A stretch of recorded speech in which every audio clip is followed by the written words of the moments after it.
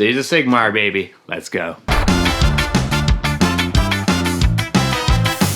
8 years after the release of Age of Sigmar, Games Workshop has finally updated the miniatures for the Cities of Sigmar.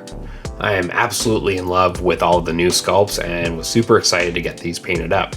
So let's get to work and start on some of the mainline infantry, the Steelhelms, and paint them up in a way that is easy, fast, and looks decent on the tabletop. Once I had them primed up, I decided to try something I saw on Goobertown Hobbies' channel, where Brent shaded his yellow Slaves to Darkness using pink. It looked great, so I figured I'd give it a go. I used an airbrush for this, but you could absolutely do this quick and easy with a brush, and the bigger the better for faster coverage. I used a darker pink from below and then a brighter one from above to give it a zenithal effect, hoping that it would give some extra shading to the yellow that I apply in the next step.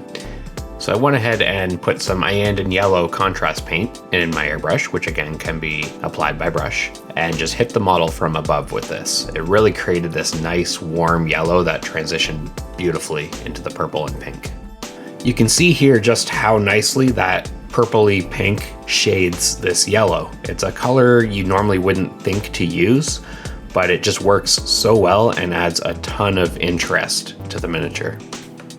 Next, I wanted to break up a lot of this yellow, so I decided to go in with a nice dark metallic color and just start working through all of their armor and weapons and helmets and all that stuff. By the way, what do you guys think about the new Cities of Sigmar models? Do you like them?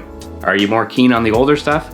Let me know down below, because pretty sure if you like the older stuff better, you're just wrong. Oh! Don't kill me, I'm just kidding, I swear. I like the old stuff too. Back to the painting. At this point, I really liked how the dark colors were starting to break up all the yellow, so I decided to go in with some Wildwood contrast paints on their boots. It's a very dark contrast, but since it's going over a bright yellow, it really brought it down to more of a kind of dark, leathery looking brown. So next it was time to add in some complementary colors. I really wanted some blue in here to go with the yellow.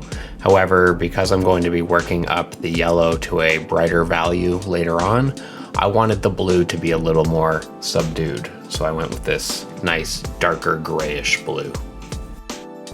I wanted to work in some flesh tones next, and I wanted a couple different skin colors in my army. So I brought in a dark Caucasian looking color and a dark purple color. These will be the initial shades on the skin tones. Next, I picked out a nice warm brown and just started working through all the bags and pouches and wooden handles on weapons and stuff like that. Next, I used a light gray to paint up the little ribbons and ropes and such like that, and they can later be highlighted with something brighter like a white. At this point, I decided to move on to the little ornamental pieces that are kind of splattered throughout the unit. And since I already had a lot of silver in place, I decided to go with a gold. Now it kind of conflicts with the yellow a little bit, but later I will fix that up by adding a little bit of verdigris so it stands out. For the next step, I grabbed some black and just went in and painted the hair of the unhelmeted miniatures.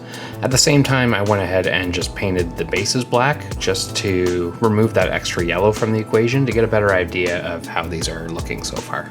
Also around this point, I noticed I missed a couple details, so I went back and painted those out, like this trumpet and the filigree on the flag. I also found a couple other areas that seemed like a good opportunity to add an accent color, so I just grabbed a nice green and just went over those. I thought it looked pretty decent.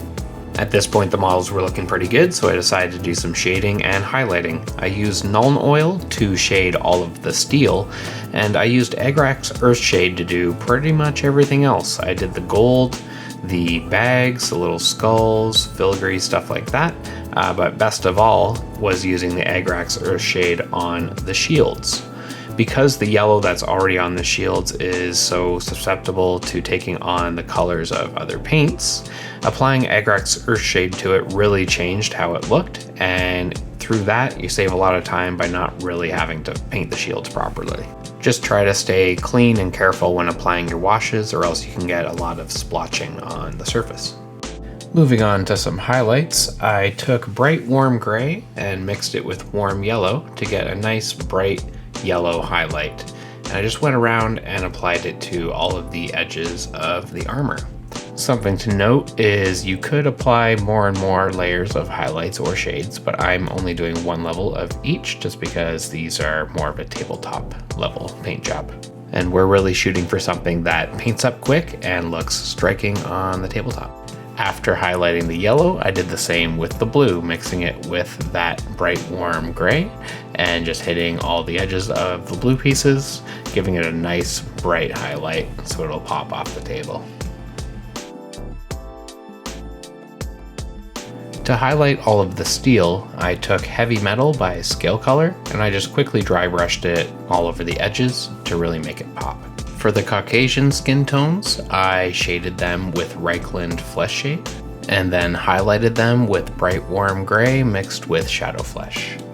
And used Blood Reaver Flesh as a heavy mid-tone on the darker skin tones and then added a little bit of that bright warm gray to it to add some highlights. I filled the eye sockets in with black for shading, and then the whites of the eyes, and then another black dot in the middle for the pupils. If you can get a white dot on the black, it makes a great reflective highlight. At this point, I was thinking these guys were ready for some iconography. I did some looking online, and it appears this color scheme is close to the Greywater Fastness one. So I cut out some decals and applied them. I think these boys and girls have earned some proper basing.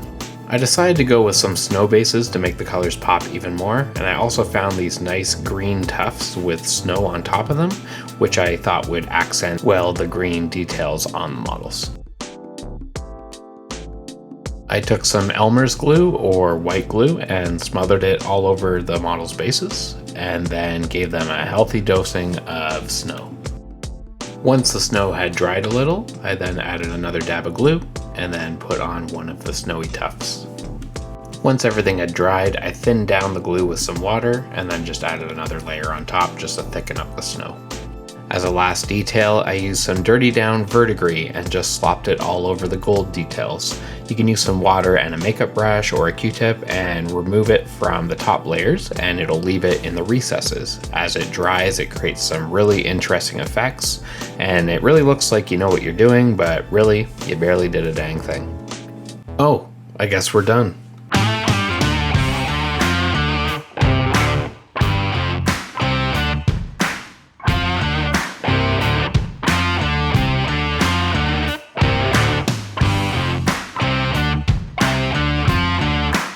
Thanks again for watching my video. I hope you enjoyed it. Don't forget to like, dislike, leave a comment. I appreciate it all. Hell, maybe even subscribe.